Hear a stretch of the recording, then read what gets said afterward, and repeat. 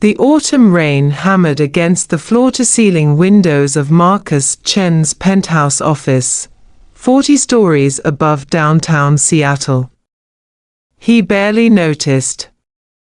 His attention was fixed on the quarterly reports spread across his mahogany desk. Another record-breaking year for Chen Industries, his technology consulting empire. "Mr. Chen, your 4 o'clock is here." His assistant's voice crackled through the intercom. Marcus glanced at his Rolex. He'd forgotten about the parent-teacher conference. Again, 20 minutes later, he sat in an uncomfortable plastic chair at Riverside Academy, half listening to Mrs. Patterson drone on about his daughter's concerning behavior. "Elena has become increasingly withdrawn," the teacher said, her voice tinged with worry. "She eats lunch alone, rarely participates in class discussions, and yesterday I found her crying in the bathroom." Marcus shifted, irritation prickling at his neck. "Elena's always been sensitive. She'll adjust." "Mr. Chen, it's been 8 months since you adopted her. When does adjusting become a cry for help?" The words stung, but Marcus kept his expression neutral. "I provide everything she needs. Private school, tutors, a beautiful home. Children need more than material comfort," Mrs. Patterson interrupted gently. "They need presence." Marcus stood abruptly. "Is there anything else? I have a meeting with overseas investors in an hour." The teacher's disappointed sigh followed him out the door. That evening, Marcus returned home to his Mercer Island estate well past 9. The house was silent except for the hum of the smart home systems.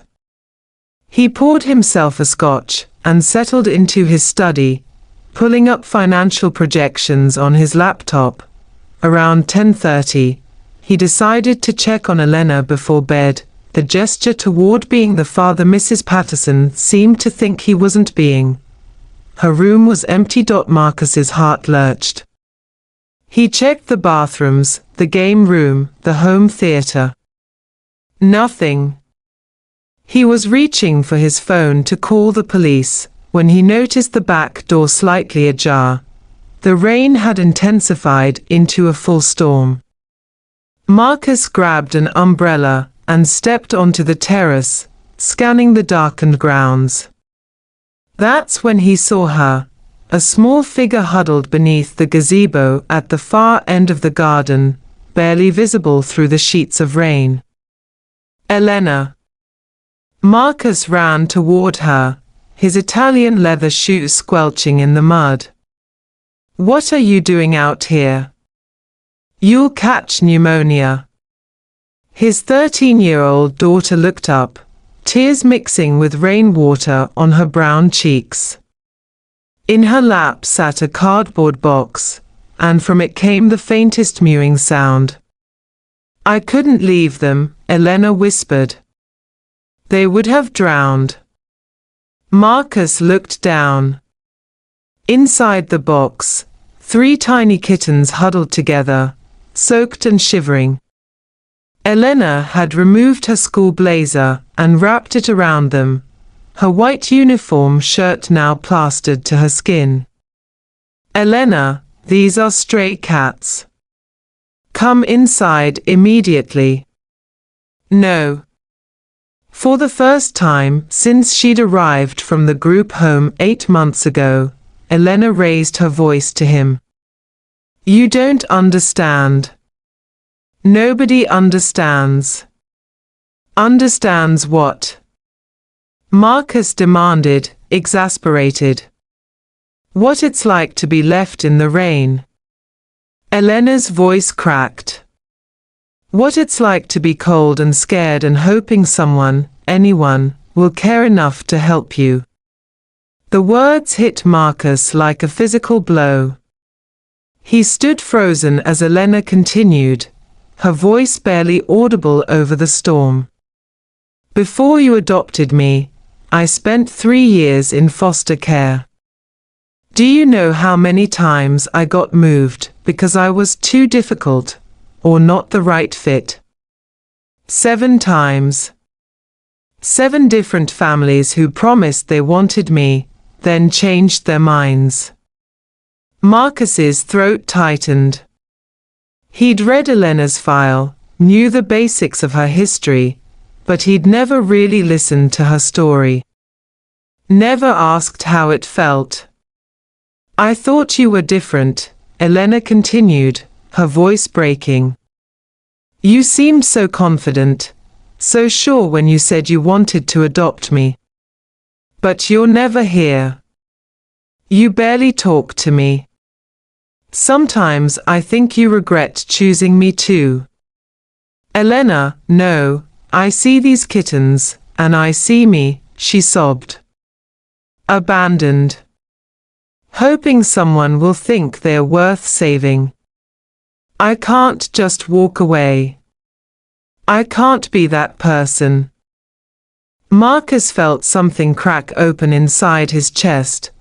A wall he'd built after his wife's death 5 years ago, when he'd buried his grief in work and convinced himself that success could fill the void. He'd adopted Elena thinking he was rescuing her, never realizing how much of it was about his own need to feel like a good person without actually doing the hard work of being present. He'd given her a bedroom, not a home. Money, not love. Proximity, not presence. Slowly, Marcus knelt in the mud beside his daughter. The rain soaked through his $1,000 suit, and he didn't care. You're right, he said quietly. I haven't been the father you deserved. I got so lost in work, in staying busy, that I forgot what really matters. But Elena, I need you to know, I have never, not for 1 second, regretted adopting you. You are not too difficult. You are not the wrong fit. You are my daughter, and I love you. Elena's eyes widened. In 8 months, he'd never said those words. I know I have a lot to make up for, Marcus continued, his voice thick with emotion. And I know I can't fix everything overnight. But I'm asking you to give me another chance. To teach me how to be the dad you need. Elena stared at him for a long moment, then threw her arms around his neck, sobbing into his shoulder. Marcus held her tight, feeling her small body shake with relief and grief and cautious hope. Can we save them? Elena finally whispered, gesturing to the box of kittens. Marcus looked at the tiny creatures, so vulnerable and small. Yes, he said firmly. We'll save them. Together. The next morning, Marcus did something he'd never done before. He cleared his entire calendar. He and Elena spent the day at the veterinary clinic, getting the kittens checked, treated, and vaccinated. The vet, Dr. Rodriguez, explained that the kittens were severely malnourished, but would survive with proper care. You probably saved their lives, she told Elena, who beamed with pride. Over the following weeks, Marcus restructured his entire life. He promoted his VP of operations to COO, delegating responsibilities he'd been clutching too tightly. He left the office by 5 every day. He learned to cook, badly at first, then better, so they could have dinner together. He asked Elena about her day, and actually listened to the answers. He attended every parent-teacher conference, every school event, every moment he'd been missing. One evening, about 2 months after the night in the rain, Elena approached him in his study. The 3 kittens, now healthy and playful, named Hope, Faith, and Lucky, tumbled around her feet. "Dad," she said tentatively. She'd started calling him that instead of Mr. Chen a few weeks earlier, and it still made his heart swell every time. "Yes, sweetheart. Thank you for choosing me. And for choosing to stay." Marcus set down his book and pulled her into a hug. "Thank you for giving me another chance. And for teaching me what it really means to be a father." That Christmas, instead of his usual solo trip to some luxury resort, Marcus and Elena volunteered at the foster care center where she'd once lived. They brought gifts, but more importantly, they brought their time and their presence. As Marcus watched Elena playing with the younger kids, her laughter bright and genuine, her confidence restored, he thought about the man he'd been just a few months ago. So focused on building an empire that he'd nearly lost what mattered most. Elena had been right that night in the rain.